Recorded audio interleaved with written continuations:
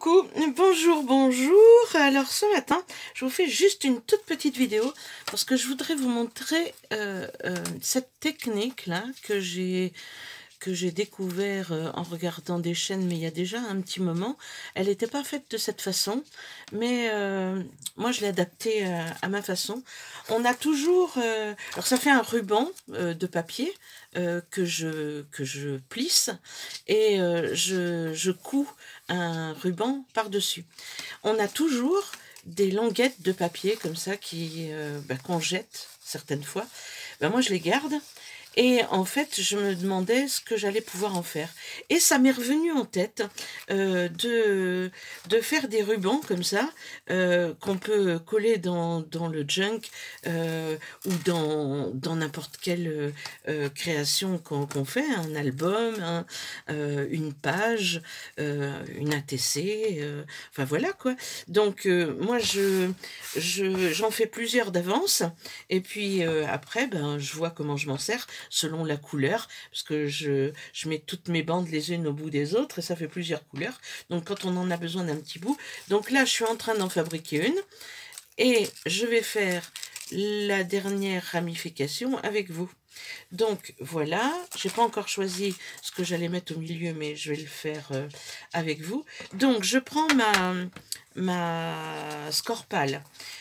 Pour ceux qui n'ont pas de scorpale, il va falloir utiliser un crayon, une règle et puis calculer.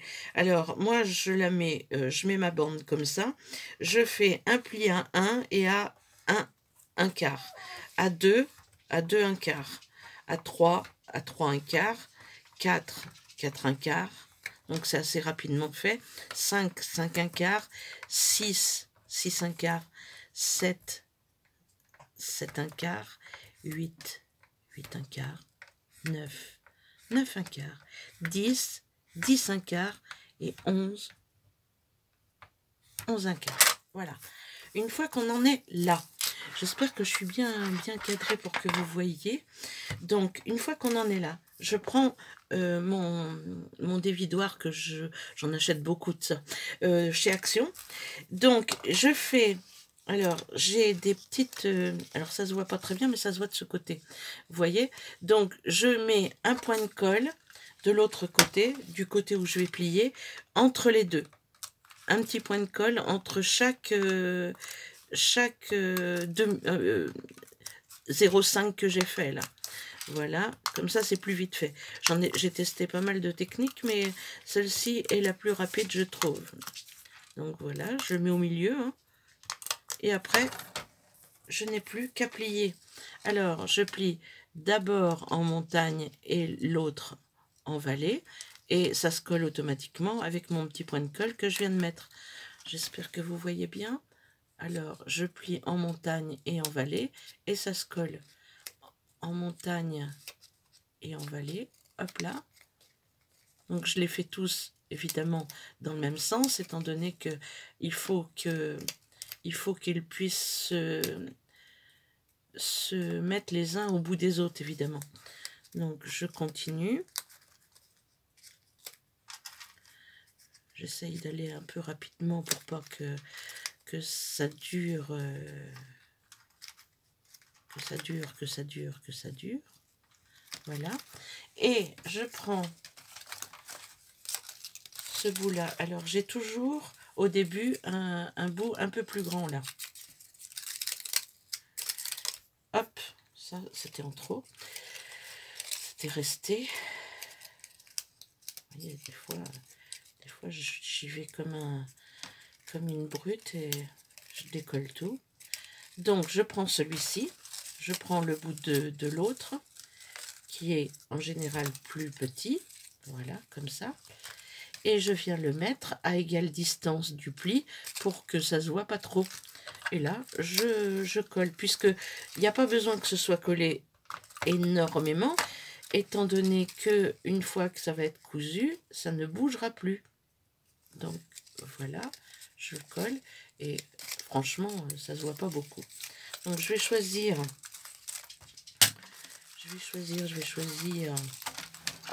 une dentelle à mettre dessus. Alors je sais pas, celle-ci ça se voit pas trop quand même. Attendez, je vais... Est-ce qu'il est assez grand celui-ci?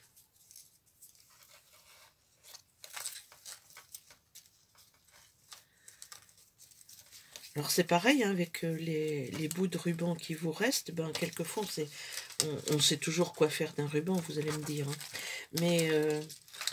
Mais j'aime bien, moi, utiliser les bouts de dentelle ou de ruban qui sont relativement assez longs et... Ah, j'aurais dû...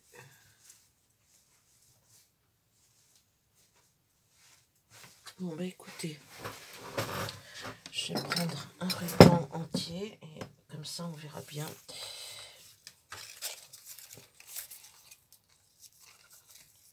Voilà. Donc, je le fixe toujours avec ça. Et quand c'est petit, comme l'autre que je vous ai montré, je l'ai collé à la colle. Parce que... Et je pense même que c'est sans doute mieux pour la machine à coudre de le coller à la colle qu'avec cette colle qui se met dans l'aiguille. Qui s'agrippe à l'aiguille.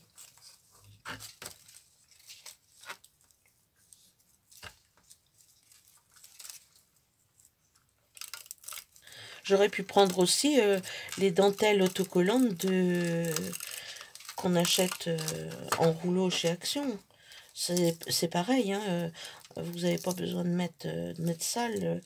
Le double face est déjà collé derrière.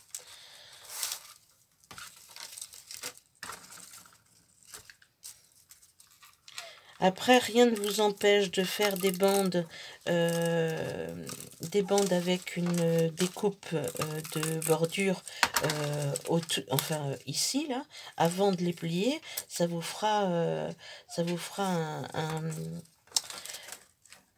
une pièce de... Enfin, ça vous fera un ruban cranté sur les bords, enfin sur les côtés, ce qui peut être très très joli. Je voulais juste vous montrer qu'on peut récupérer pratiquement tout ce qu'on utilise en scrap. Et enfin, vous le savez, parce que je pense que quand on fait du scrap, c'est qu'on veut justement récupérer le plus de choses possible et ne plus jeter. Mais moi, j'ai à cœur, en plus, de ne pas remplir ma poubelle inutilement, de ne pas jeter tout ce papier qui circule parce que voilà, je trouve ça tellement dommage de couper des arbres pour faire du papier et le jeter à la poubelle, ne pas le recycler et recouper des arbres pour refaire du papier, alors que on pourrait tout utiliser en fait. Voilà. Donc on en est là. J'ai plus qu'à passer une piqûre au milieu et ça va me faire un autre ruban que je garde, enfin que j'enroule comme un ruban normal et je m'en sers pour décorer mon junk. Voilà, donc ça c'était la petite le petit tuto du matin. J'avais envie de vous montrer ça. Et puis je vous montre aussi l'enveloppe que j'ai fait hier et je l'ai cousue. Donc voilà ce que ça donne. Fini. Voilà. Bon, eh bien, je vous dis à bientôt pour une autre astuce de ma fabrication. J'espère que ça vous plaît. J'espère qu'il y en a qui vont s'abonner. Et puis, si vous avez aimé, ben, laissez un commentaire, ça me fait plaisir, ça me fait plaisir. Merci Marie Calac de me faire un commentaire chaque fois, ça me fait chaud au cœur. Et merci aussi aux autres qui me mettent des commentaires sur mes vidéos. Je suis très très contente. Et puis à bientôt. Voilà. Allez.